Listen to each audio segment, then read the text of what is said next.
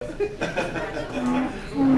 evening. It's a pleasure to be here with you tonight and to be able to spend some time with you. I would ask that you extend a little grace to me since my return from Quantico, Virginia and the FBI National Academy. I've had a little bit of difficulty adjusting back to the atmosphere here, so my allergies are bothering me a bit. So if I cough or sputter, I promise I'm not contagious. It's strictly an allergy issue and just trying to get reacclimated back to being home after being gone for 12 weeks. Before we begin, though, I do want to take just a moment to recognize the efforts of Governor DeSantis. He has wasted no time in getting to work, and let me assure you that I have never been one to speak out against any of my counterparts. However, I just received notification that the governor has suspended Sheriff Scott Israel of Broward County over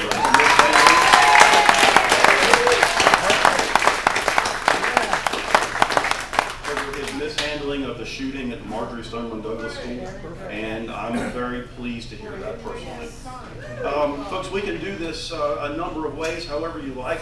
I have found that these meetings are most productive whenever we get some audience participation, so I can sit up here and talk for the next 3 hours, or we can have an interactive question and answer session. My goal, however, is to get everyone out of here in time so that you can make it back home and see the President's address tonight. So I do, yes, Jeff? Tell us about your drones. Okay. That's the most innovative thing. All right, I'll tell you what, I'll make a note here to talk about drones for sure. That was actually something that came up at the last meeting, but we've since added to our fleet, so we'll talk a little bit about that. I do want to take just a moment to recognize the Westberries over here in the corner.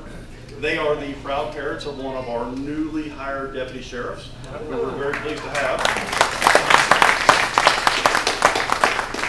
Their son Matt was sworn in about 2 weeks ago, Wayne, and we're certainly very pleased to have him. He's a homegrown local Putnam County boy, and I couldn't tell you, I'm just tickled to have him. So if you like, we can start out with a question and answer session, or I can go over some of what the tentative crime data for the previous year looks like, whatever pleases the audience. So you guys tell me what you want to hear. It's up to you. Audience choice. Do the video first. Okay, very well. We'll go over that just a little bit. As you're aware from the last time that I talked to you, we saw some very significant reductions in crime during the 2017 cycle. We've also seen some pretty substantial reductions in 2018 as well. These numbers that I'm going to share with you are tentative, so please just bear in mind that they may fluctuate a percentage point or two.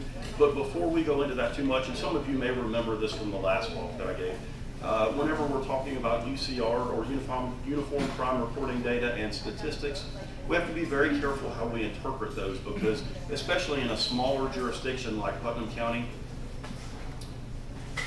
a substantial, significant increase statistically can actually relate to a very low number of crimes that have actually occurred. Murder, for example, if we have, just using round numbers, if we have one murder in, say, 2019, and then the following year we have 3 or 4, that is a several 100% increase. So we have to be very cautious and cognizant of that fact. Some of the numbers that we'll talk about tonight, I'll put them into context a little bit so that you can understand them a little better.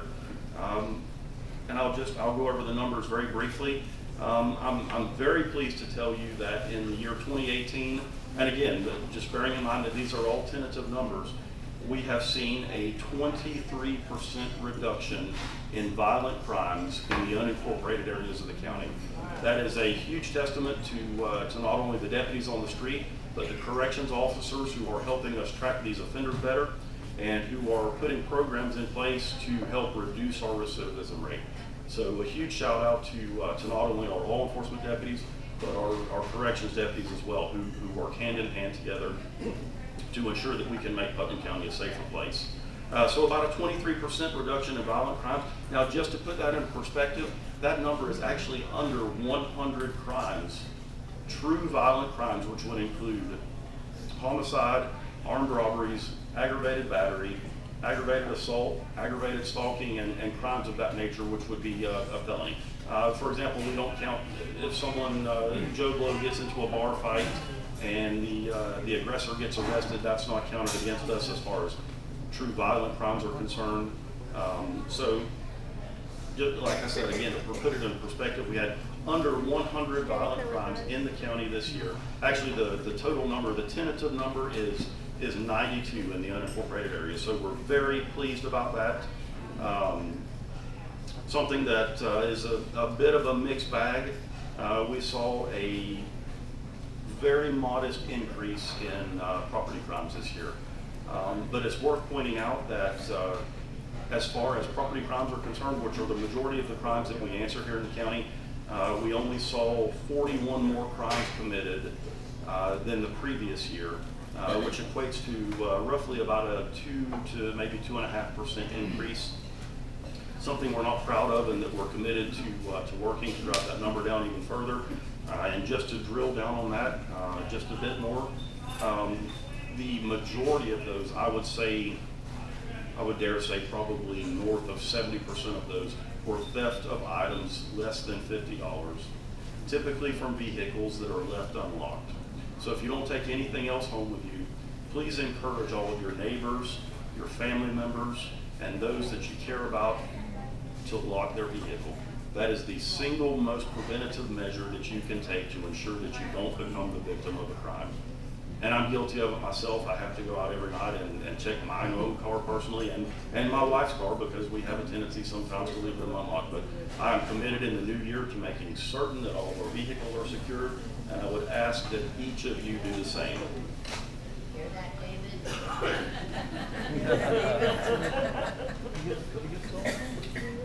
I do want to talk a little bit about the city of Palatka crime statistics, but before I do that, what I anticipate we will see this year is a roughly 2% decrease in our overall crime rate. As you're aware, last year we had about an 18% reduction in crime overall, strictly in the unincorporated areas of the county, and the city saw a reduction as well. My belief is that with the resources that we have, we've pretty well tapped out. David over in the corner can tell you that these guys work tirelessly to ensure that we're being prompt and answering these calls for service in a timely manner, and being as aggressive as we can to investigate these crimes and ensure that the offenders are brought to justice. So we will see a modest reduction in crime of about, I'm hoping for 2, maybe 2.5%. But again, that comes with a bit of a mixed bag, because just about, several months ago, we actually brought the city of Palatka onto the same software platform that we're using now. So we have access to their data as well, which allows us to track crime within the city. And again, these are all tentative numbers, but I can tell you that the outlook for this past year tentatively is, quite frankly, pretty dismal. I can't say this authoritatively because I don't compile the UCR statistics for the city, nor does anyone in my office, but we're looking at roughly a 41% increase in violent crimes in the city of Palatka, in the incorporated areas, and about a 17% increase in property crimes. I don't think that's necessarily any fault of the chief of chief of police in Palatka.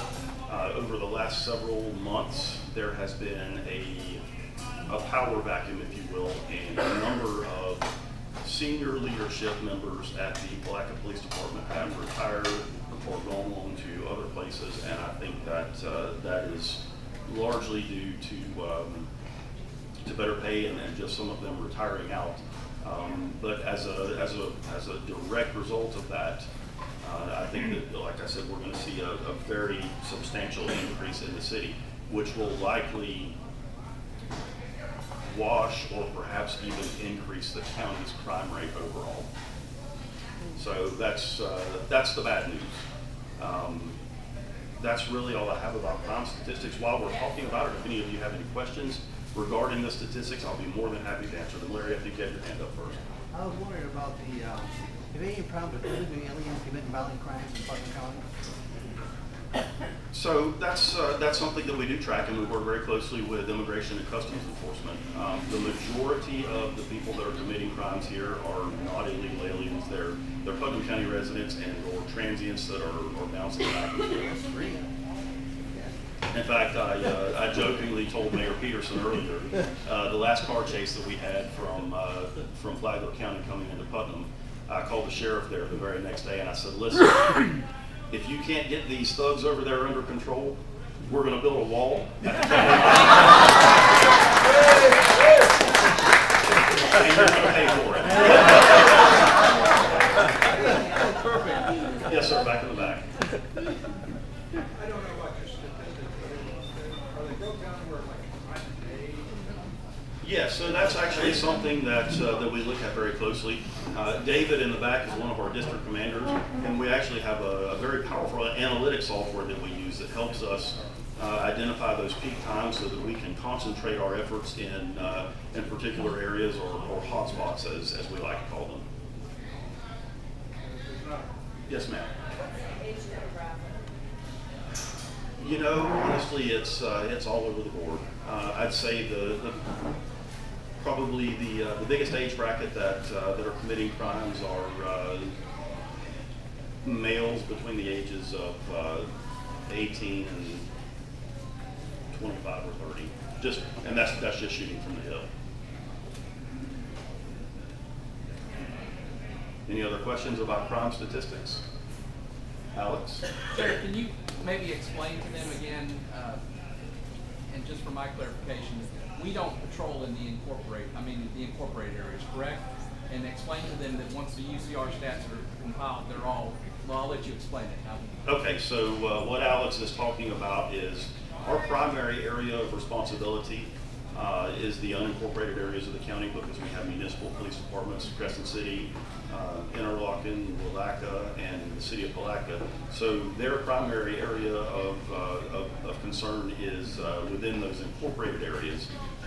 We work very closely with the city of Palatka, and obviously there is a critical need for us to sit down with the chief and help him develop a plan to drive these numbers down in the coming year. Robert? Yeah, a couple questions. You just had an opioid detox center open up in Crescent City, the St. John's Recovery Place. I was wondering, is there any data on people that have addiction, drug sales, and that type of what's happening? I can tell you anecdotally, without having the numbers in front of me, that probably 80% of the 300 or 350 inmates that we have housed in our jail right now are in some way, shape, or form there is a nexus back to a drug abuse problem. Yes, ma'am. Do you believe in drug rehabilitation or rehabilitation of crimes in the jail? Say that one more time. I'm having a hard time hearing Do you believe in rehabilitation of drug? Okay, so the question from Sue is, do you believe in drug rehabilitation in the jail? Yes, and as a matter of fact, we're working very closely with Stuart Marchman to develop a drug treatment program for inmates as we speak. The unfortunate part is the majority of the inmates that we house are there for a very short period of time. So what we're trying to do is to work with Stuart Marchman to develop a program and then provide that continuity of care after they're released. Mr. Mayor? Yes, can you explain how the ankle monitoring works, how that system works within the county? Is there alarms and stuff at the, I imagine this big map, you know, and little dots and, you know, alarms going off. Mine going off now? Green to red, I don't know. Excuse me. So yes, one of my goals whenever I took office was to implement an ankle monitoring program for repeat offenders of domestic violence and those that were respondents for protection in injunctions or restraining orders, as we all know them. That program has been very successful. I don't know the exact number that we have on monitoring right now. It's going to be somewhere around 10, I would imagine. But quite frankly, I haven't checked those numbers since I got back from Quantico. So by order of the judge, we can actually, as a condition of someone's bond before they're released, require them to wear an ankle monitor. And what that does is it does several things. It gives us the ability to track them real time to see where they are, and also gives us the ability to set up a geofence or a boundary around the victims' homes, places of work, or places that they frequent, so we can be proactive and we actually get instant alerts into the comm center on a map, just much like what the mayor was talking about, that alerts us. One of the pitfalls within some of the problems that we're having is because of the sparse cell service in some of the remote areas of the county. We will occasionally, especially when someone is home, we'll get the connection errors, but we very quickly are able to reestablish those connections once they leave the boundaries of their home. Did that answer your question? We have a miner that's supposed to have an ankle monitor on. I think JJS or whatever that, or Juvenile justice. judicial Sure.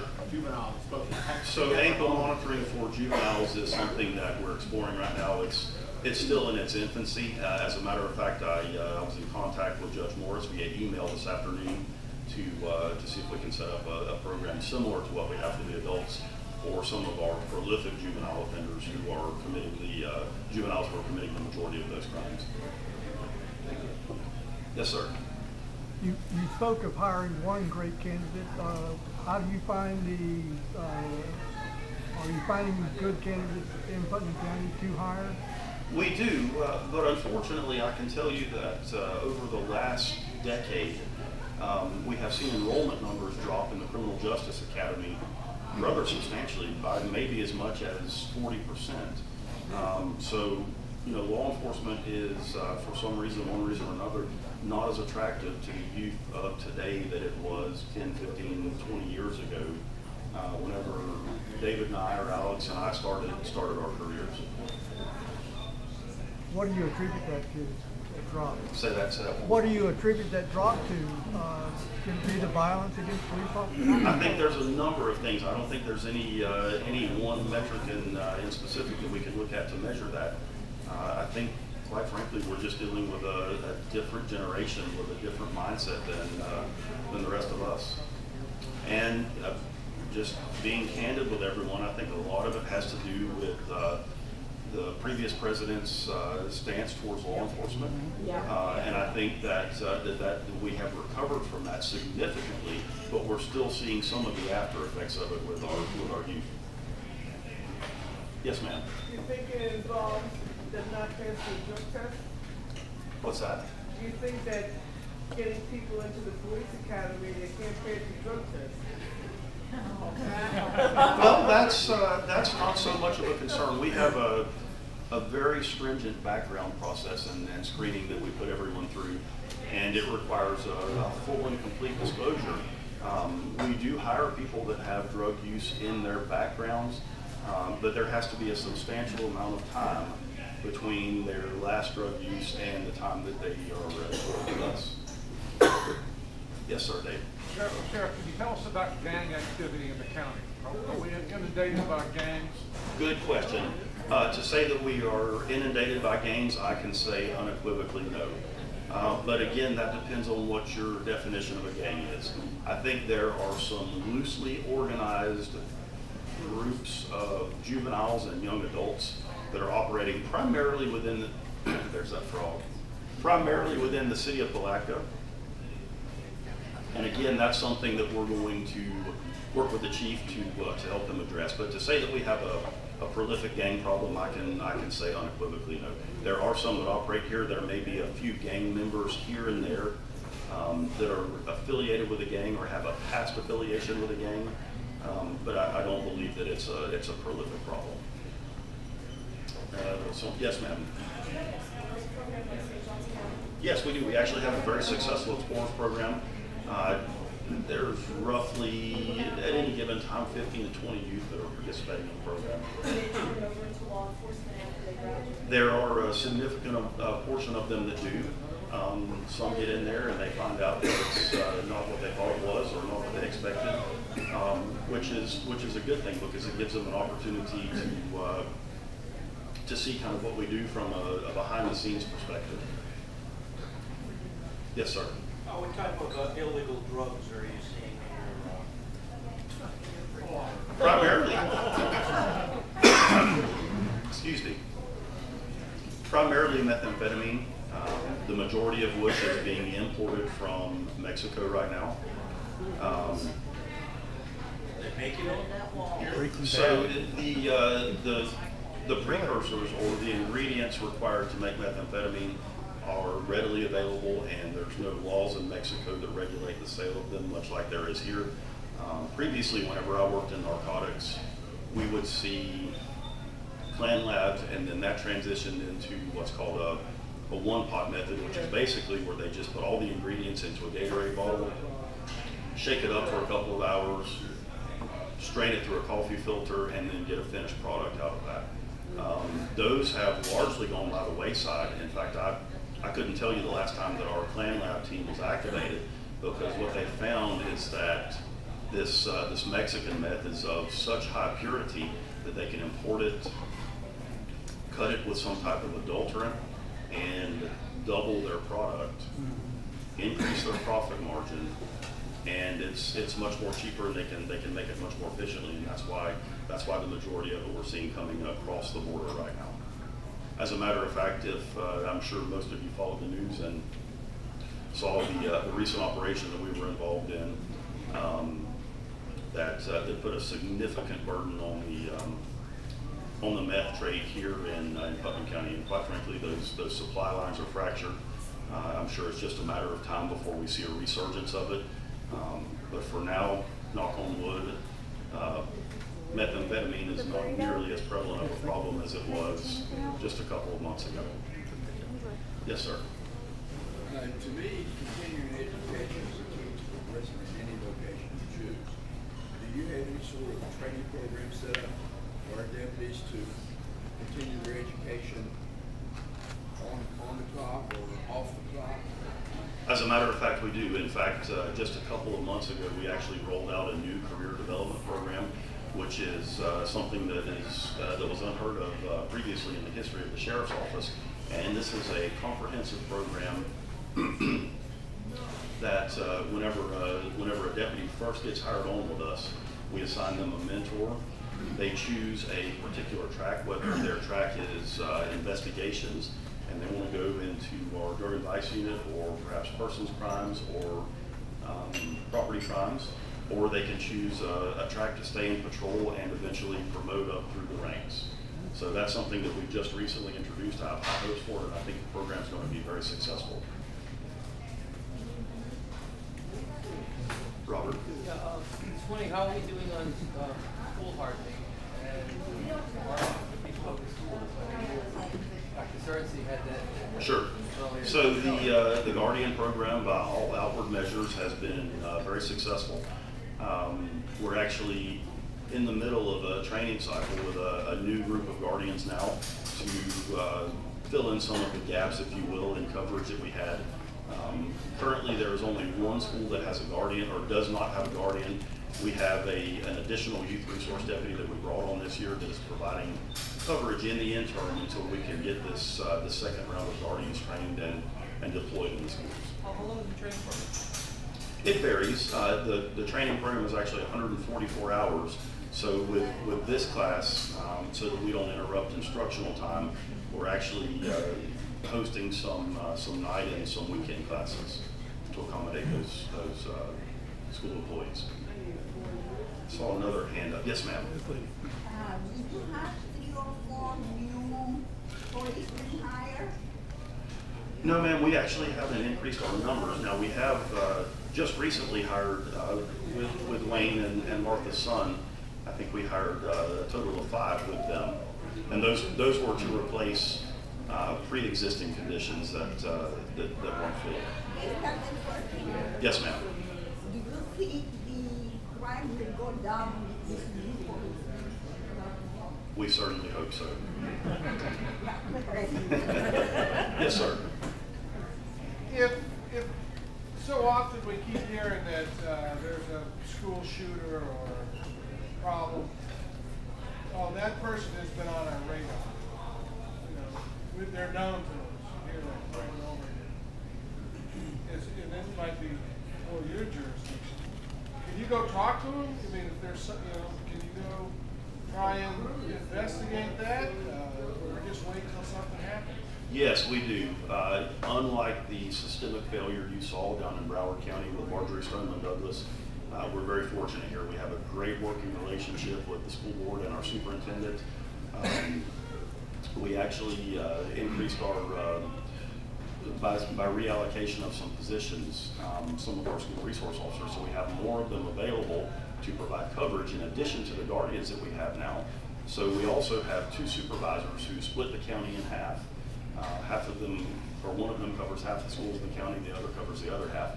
They are, excuse me, they are our liaisons and work very closely with all the school administrators. We've got a system in place, kind of an early warning system, if you will, that if someone is exhibiting these types of behaviors, we can go in and intervene before we have a problem. Johnny? Kind of on the same link with the new laws that were passed because of the incident down there with the school, the red flag laws,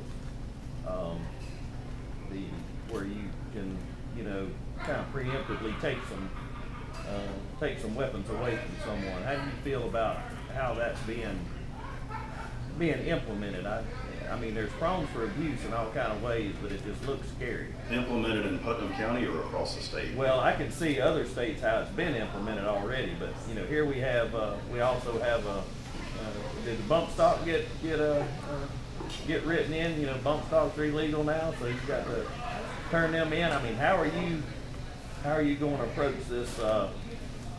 Well, I can tell you that I will be the last one, nor will any of my deputies be going to anyone's house to confiscate any guns.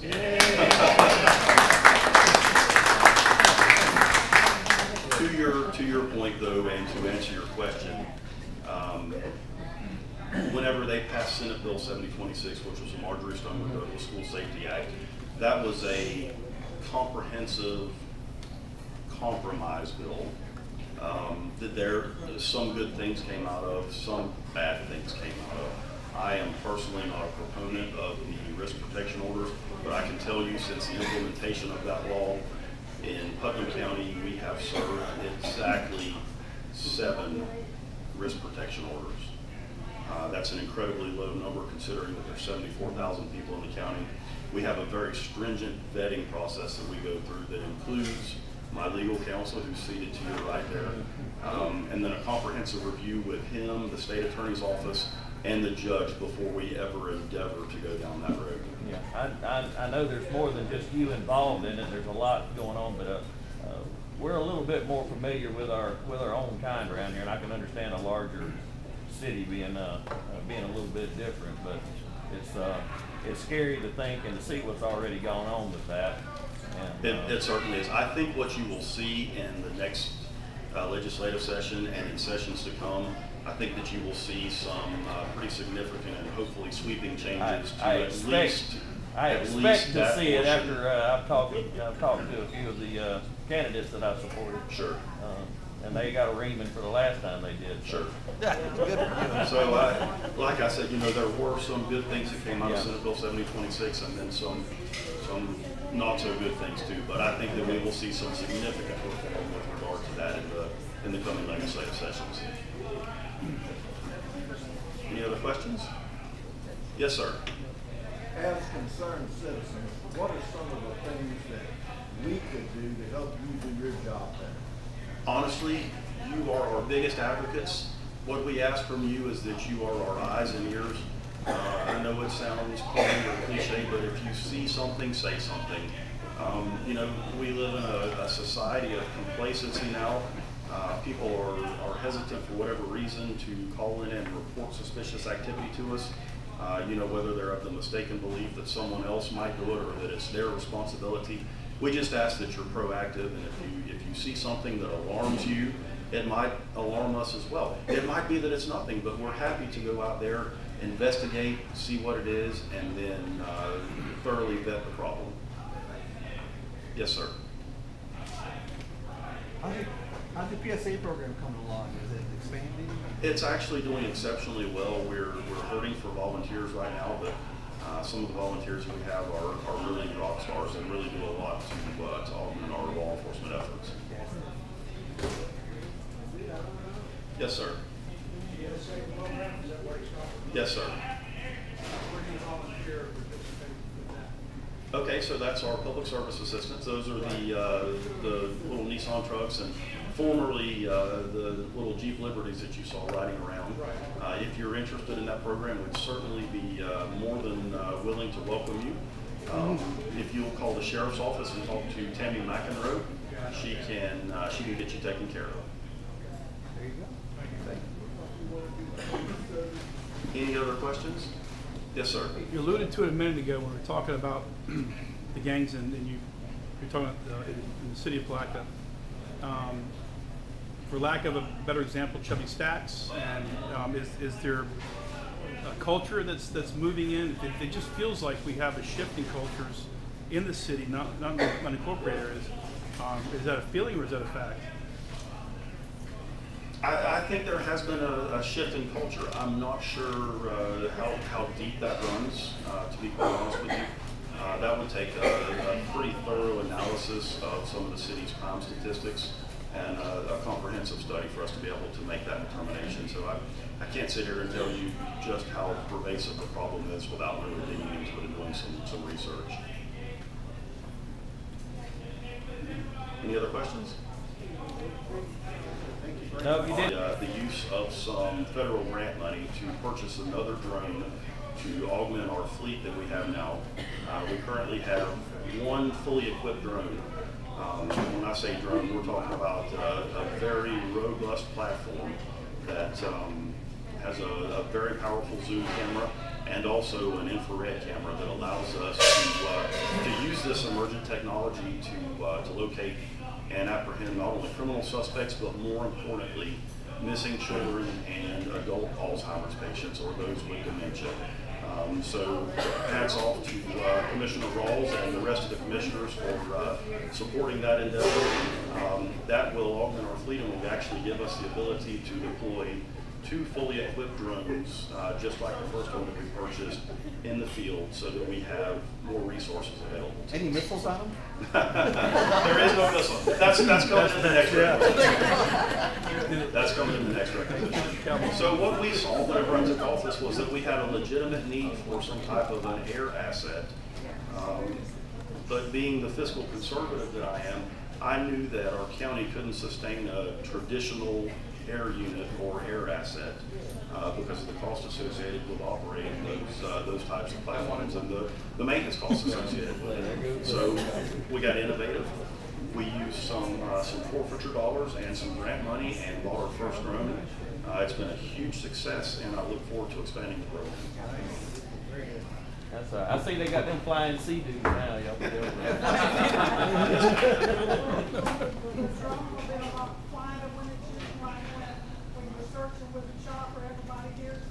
That's exactly right. Yes. Yeah. Yeah. I don't know if you all remember it. It was, gosh, it's been about a year and a half ago when the gentleman walked off from the assisted living facility down in Willaca. That was just days before we actually got our drone in. He was missing for nearly 24 hours before we were able to locate him, and I dare say that if we had that asset at the time, we could have located him within just a few minutes. So we're very pleased to have that addition to our fleet. Yes, sir. Yeah, I was going to say, you used that drone in Crescent City. We had a woman wander off, and there's a lot of wooded area, even in the city. Sure. It's starting to get dark. It's late afternoon. We got people out looking, and boy, you can cover a lot of territory with that. And we did find her. Sure. That was fantastic. Yes, sir. What kind of airtime do you get out of it? So it varies, depending on what the wind conditions are, but on a full charge, we'll get around 30 minutes of flight time per battery. Now, what we were able to do was, with some of our forfeiture money and assets that we'd seized, we were able to use some of those funds to purchase some additional batteries so we can land the drone. And the theory is if we have 2 drones now, when we're on a scene or a search and rescue mission, we can launch one when it gets close to time for to change out the batteries. We'll launch the other drone so that we have no lapse in coverage there, replace the batteries, and then continue swapping them out. Can you see if you can get Donnie Jordan one? We got a terrible coyote problem. I think that's gonna require that missile we were talking about. Yes, sir. When you're using a drone, are you monitoring what it's for in real time? Yes, so we actually have the ability to see on a screen real time, and then we actually even have the ability to broadcast that remotely a short distance to a command post somewhere so that everyone can see and observe it. Okay, any other questions? Yes, ma'am. I don't have a question. I'm going to explain to thank you and all of your deputies for stepping up and covering South Putnam while we were without a police chief. It made us feel a lot safer. Thank you very much. Ladies and gentlemen, it was a pleasure spending some time with you here tonight. Let me take an opportunity to wish you all a happy new year and to thank you humbly from the bottom of my heart for allowing me to serve as your sheriff. Thank you.